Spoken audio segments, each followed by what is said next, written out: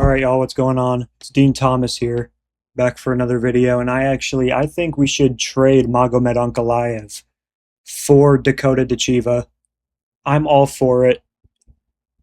But no, UFC Abu Dhabi just went down. I'm here to give you my full recap of the card. Started at 8 in the morning. I have been heavily drinking since 8 in the morning. It is currently 5 p.m. My friends just left. I am heavily inebriated. First fight of the night. Cody Gibson versus Abdul Hussein. I thought Abdul Hussein would look slightly better than he did. He still won. He still won inside the distance. He was one of the bigger favorites on the card. Cody Gibson didn't look that bad. He started well. I think he was landing some kicks. He landed some crafty little punches, but Hussein was clearly the faster guy. And he honestly just outlasted him, really. Gibson was doing well early. He had Hussein in a lot of trouble on the ground. But after round one, I mean, Gibson was death-gassed. He took this on short notice, so it makes sense. And Hussein eventually found the sub in round 3, outlasting the 40-year-old. Pretty fraudulent performance, though, in my opinion. Can't wait to fade him in his next fight. It's going to be electric. Next fight, Mike Davis versus Ankalaev. Honestly, before like an hour or two ago, when I saw the video, I was going to give Mike Davis a lot of props for looking good, but he's kind of being a bitch. He's kind of being a sore loser. He's like, oh, this guy didn't come to fight. He's just hugging my nuts. He's kind of gay. It's like, dude, you got bitched. Now, round 1, I actually thought he won. Nurullo Ankalaev won in Nurullo Ankalaev ways. He laid on him. Constant takedowns. Didn't let Mike Davis get going. Normal Ankalaev performance. Whatever. Boring. But round 1, Mike Davis, I thought he won round 1 on damage. I know every judge gave Ankalaev round 1, which isn't surprising. Look at him. But Mike Davis won round 1. He was landing good elbows to the side of the head. He was landing good shots off his back. And, I mean, after that, nothing happened. It was basically Nurullo Ankalaev just taking him down over and over again. Davis having a little moment on the feet and then getting taken down again. Ankalaev, I know it's easy to just call him boring, but like he has a very specific skill set that he's good at. He knows what to do. He has good timing on everything. It is just very boring. And I think with this style, there's a very tight ceiling. There's a brick ceiling that he's not going to be able to get through at 155. And Mike Davis just isn't that guy. I picked Nurullo to win. I knew he was going to win. I only got one fight wrong in this card. We'll get to it. I don't know how many fights were on this card, so I went like, what, 11-1, 10-1, 12-1, whatever, how many fights were on here. So I had a good night, but everyone did. Everyone was minus fucking 700, so whatever. Next fight of the night, Magomed Tuchalov versus Ibero. Talk about, I mean, my God, future fade. This guy Tuchalov is a bum. This guy got a literal stepping stone in Brenson Ibero and kind of shit himself in there. He wasn't throwing strikes the entire fight. This is a really weird fight. Every single round, nothing happened until one of them finally landed a strike, and then it would hurt the opponent, and then they would win the round. You know what I mean? Like round 1, nothing happened. Ibero landed a big shot, stole the round from Tuchalov. Round 2, Tuchalov landed one big shot, stole the round. Round 3, Tuchalov landed one big shot, stole the round. Pretty dead performance. If you can't dominate Ibero, you're not going to be anything at light heavyweight. This guy's a future Alonzo Menafield victim. Minus 900, and this is how he's looking. Stuff for Allah. I mean, yeah, just a bad performance all around. Next up, Santiago Ponzinibbio took on Pam Satterson. Jacob from We Want Picks, Sam Patterson. Good performance by Patterson. Picked him apart with the jab, jab, jab, jab, jab, boom, right hand. And it was a 1-2-3 that took him off, or that put Ponzinibbio out. And that's what I said in my prediction video. I said if Patterson just follows up with a hook after a 1-2, it's going to land. Ponzinibbio doesn't have any defense in extended combos. He doesn't move his head anywhere but back. Patterson looks minus 500. Ponzinibbio kind of rocked him in round 1. I was like, no fucking way. This guy Sam Patterson's going to shit the bed twice in a row. But after that, it was all Sam Patterson. Like I said, with the jabs, with the teeps, Just back in Santiago up the entire fight. Finally landed the 1-2-3, put Ponzinibbio down, put him out.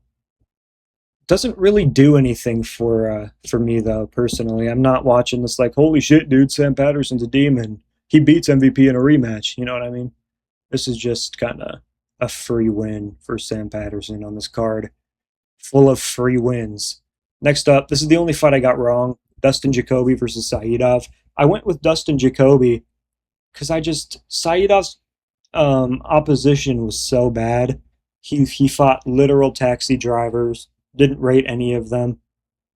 And he went out here and looked really good. He surprised me. He surprised most people. Everyone who had like a good read on this fight was basically picking Jacoby, just saying there's no reason to pick Saidov. He hasn't proven anything against anyone good. But he kind of froze Jacoby. Jacoby was frozen in front of this guy, frozen like Elsa. Saidov was spinning a bunch. His left leg is quick as fuck. He's like a dangerous Shara. You know what I mean? Like maybe with less volume. But he spins a bunch. He, like I said, quick-ass left leg.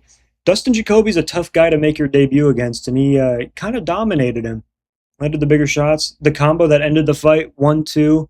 He kind of hesitated. Boom, whipped that left leg up there. Head kick, out cold. No, it wasn't out cold, but 1-2. Hesitate, bang. Left head kick on the offbeat. It was beautiful, man. And Dustin Jacoby's good, so this win does mean something. I honestly picked against Saidov because of his build. I didn't like that he was built like this. Look at the screen. Oh my god. But no, he proved me wrong. Proved a bunch of people wrong. He'll get, with his skill set at light heavyweight, dude, he could be a problem. I haven't seen enough to say he's going to be a ranked contender or anything, but he's pretty good. Next up, Walter Walker versus Thomas Peterson. I said this in my prediction video, Walter Walker round one heel hook. You just got to keep predicting it until it doesn't happen anymore, man. You know what I mean? It's one of those things you just got to, the trend is your friend kind of a deal. And yeah, he went for the heel hook instantly. Thomas Peterson actually shot on him because Walker was pressuring him. Walker pulled guard. Peterson kind of camped in half guard for a minute. Walker eventually swept, got the heel hook position. They kind of rolled for a bit. Peterson tried to get out. Walker kept a hold of the leg and, you know, classic calf slicer kind of tech. You know, Walter Walker isn't even just a heel hook merchant. He has a bunch of different variations of a leg lock. You know what I mean? He went for the heel hook. Peterson tried to, you know, kip out, jump out. Walker kept a hold of the leg. Got into backside. Just calf slicered him. I mean, like, this is unbelievable what he's doing, dude. 5 in a row. 5 leg locks in a row for Walter. Also, like I said in my prediction video, it's going to get to a point where it just isn't going to work anymore. You know? But Peterson just wasn't the one, I guess. Real human beings pick Thomas Peterson. Bedtime. Next up, Ishmael Bonfim versus Axel Sola. Great performance. One of the only impressive performances on the card. Axel Sola honestly outperformed expectations. Everyone picked him to win, and everyone's breakdown was basically Bonfim quits, and Sola's a tough cookie. And yeah, we all went Sola. We all went Sola late KO too, but he just kind of subbed him. He just kind of bitched him, honestly. I mean, like, Bonfim's just a victim. He's just not that good. So Sola did what he had to do, dropped him, got position, ended up darsing him. Easy performance by Sola. He's a high-level lightweight. You know what I mean? This isn't some bottom-of-the-barrel jobber. This guy's going to get some good wins throughout his career. He'd probably beat, like, you know, Chris Padilla and Terrence McKinney, you know, that level of fighters. You know, Nazim Sadikov, stuff like that. He's a pretty good fighter, man. One of the only Chad French guys ever. Next up, Abubakar Vagaya versus Saigid Azagakmaev. I mean, my goodness gracious. Like, whatever, I guess. I don't even know why Vagayev got signed. I know his record looks good. He was like 24-4. But 19 decisions, and this is his 20th decision. Like, it's just dead. the worst form of combat I've ever seen in my life. And he's not even that good at what he does. He can be taken down, he can be controlled. He's just not a UFC level talent, even after 30 professional fights. I can't wait to never watch one of his fights again. Cut him immediately, Dana White. Next up, Rizler Kuniev versus Tyrell Fortune. A weird not back and forth, but a weird blob, the blobbiest motherfucker belt for Rizvan versus Tyrell. They actually looked good. They were both, they both showed to be high level heavyweights compared to the absolute schmucks that we've shown. Like they would both beat Gable Steveson right now. Kuniev looked good. He had the knees going. That's one of his favorite strikes. He loves the 1-2 step in with the knee. This guy thinks he's Carlos Pratos or something, but yeah, he's a good striker. He's very strong. He's very imposing. And Fortune's good too. This is a good win by Kuniev. Kuniev's a top 5 level heavyweight, I think. But he is going to struggle with, people who can match his physicality, people who can kind of outspeed him, right? He's never going to beat a Cyril Gahn. He's not going to beat Aspinall. But he can beat, like, the jobbers of heavyweight. Anyone, like, 5 and below. So, I mean, pretty uninspiring fighter all around. He's never going to be anything, but he'll be like the Curtis Blades. I guarantee we get a few Kuniev main events in the Apex. You know what I'm saying? This guy's going to be an Apex warrior. Next up, John Pork versus Damian Rizbecki. Banger fight. Really entertaining. I went John Pork by decision. He won a decision. And yeah, like I said, like I said in my prediction video, he was just one step ahead and on the feet the entire time. Rizbecki tried to initiate the clinch a bit, but Zainikov proved that he's good in there too, which is another reason why I picked him. Rizbecki loves the clinch. Zainikov's a Muay Thai guy. He loves those elbows. He loves those knees. And yeah, sliced him open with elbows, landed good teeps. A lot of 1, 2, 3, 4s. Like, Zainikov's good. He's very technical. I don't love the finishing potential of Zainikov. I think he could eventually lose just by getting out-damaged, outworked in moments. Like, this fight didn't scream future top 5 lightweight in the world, but he's good. He's a great striker. He's very composed. Great in the clinch. A lot of volume. Doesn't seem to have any holes in the wrestling that can be exploited by, like, bottom-of-the-barrel drones, like Shara has. So, yeah, pretty good performance by Zainikov, I guess. Rizbecki could beat a lot of lightweights, though. Like, this is a tough debut. He would beat, the bottom of the barrel. He might beat Sadikov. He wouldn't take Slava Claus to a split decision. You know what I mean? He would probably just outwork and land big shots. Next up in the co-main event, Bedtime MMA versus Ramazan, Vietnamese-looking Uzbekistani Temirov. Temirov won. I called this. Said Urseg just doesn't have the weapons on the feet to keep Temirov off of him. And Urseg was looking good, I guess, but Temirov, 15 minutes of Urseg tall man leaning out of the way of Temirov just was never going to work. Temirov throws with too much force. All it takes is one. He's one of those rare flyweight breeds that has that one-punch KO power. Yeah, he's good. He has great takedown defense, too, which maybe is why Steve Urseg didn't go to the wrestling like a lot of people wanted him to. I said in my prediction video, if I was Steve Urseg, I'd be shooting consistently every time Temirov closed distance. But Steve Urseg just doesn't fight like that. He wants to box, and when you have the durability of Steve Urseg and the lack of finishing potential of Steve Urseg, you can't box with people like Temirov or Kai Kara France, Ode Osborne almost put this fucker out for crying out loud, so. Temirov's good, man. Temirov has a lot of power. He's not Manel Kopp. He doesn't have the ability to set stuff up, like Manel Kopp. But he's like a Timu Manel Kopp. He's not bad. He's a decent fighter. He's a top 10 level flyweight. He's not going to lose to Steve Erceg. Good performance by Temerov. I don't know what you do with him now. You know, maybe you do Temerov versus like Lonnie Kavanaugh, co-main event of a fight night in the UK, headliner of a pay-per-view prelims, something like that. I think him versus Kavanaugh could be cool. It's a winnable fight for Kavanaugh. People wouldn't view it as an easy fight to get Kavanaugh back in the win column. Winnable for Temerov. You know, I think that could be a good fight. Speaking of good fight, main event, Magomed Ankalaev versus Bogdan Guskov. Shoot me with a firearm and tell my mom I love her. This ruined my love for the sport. Magomed Ankalaev is such a harmless little drone. He doesn't do anything.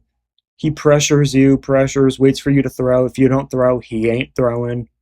He finally went to the wrestling in round 4 after 3 rounds of hand fighting and just slightly outpointing Guskov, because Guskov's not innocent in the matter either. He just kind of ran away and circled away from the power for 15 minutes, and then Ankalaev went, oh my god, this guy's useless on the ground, let me take him down. And that's what he did in round 4. In round 4, this guy Ankalaev sinks in like 8 rear naked chokes and just doesn't finish any of them. And then round 5, he ground and pound TKOs him, but it's not even a real one. It was like the gayest finish I've ever seen in my life. Guskov just kind of covered up for no reason. It was an early stoppage, but in like a way where we were like, all right, whatever, just stop it, please God, make it stop. Ankalaev, I've never seen someone like just look so pathetic when dominating a fight. Guskov, I said it in my prediction video, he's not a main event level fighter. He's never shown anything that's told me he's going to be a top 5, even top 10 level light heavyweight, even top 15 level light heavyweight.